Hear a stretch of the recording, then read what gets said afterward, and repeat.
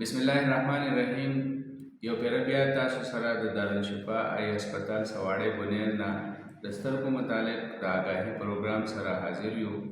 نن زموږ سره یو ملګری دی چې د هغه د کور والا په سترګه کې څه شی تللی دی او هغه یوه هفته نیمه ګرځېدلی هم دی په دمونو پسې. نو د ټول ناول دغه ملګري سره تاسو مخامخ کومه چې دا ملګری د کوم ځای دی او دې ته څه مسله راغلې وه.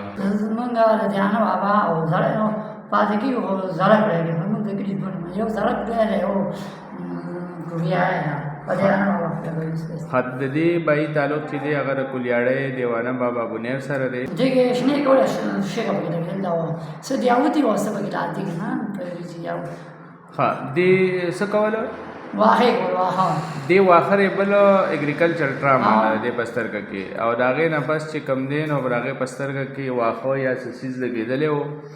د هغې وجې باندې د دې سترګه چې دا اووه اته ورځې وشوې. کله چې په دې کې دا څیز ولګېد نو تاسو بیا څه وکړو؟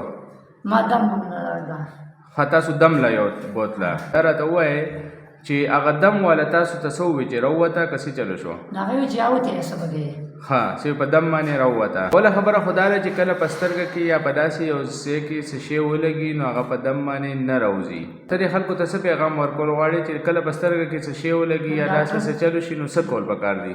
ډاکټر له ما هم دم ځای کوم هغه ډاکټر دی سر ډاکټر لازم. میسج د تاسو سره د شیر کولو یا د پیغام رسولو مقصد آګاهي ده په معاشره کې چې موږ د آګاهي خپره کړو چې کله هم څه بیماري وي یا د هغې متعلقه ډاکټر ته تلل پکار دي بجای د دې چې تاسو وروسته ډېر زیات خراب شئ. هغه بیماري بیا دومره پیچیده شي چې بیا د هغې علاج نه کېږي. ځینې څیزونه په ټوټکو کېږي او ځینې به نه کېږي. نو پکار دا ده چې هغه متعلقه ډاکټر ته تاسو لاړ شئ او د هغه خپلې بیمارۍ هغه شان له علاج وکړئ. ډېره مهرباني، شکریه.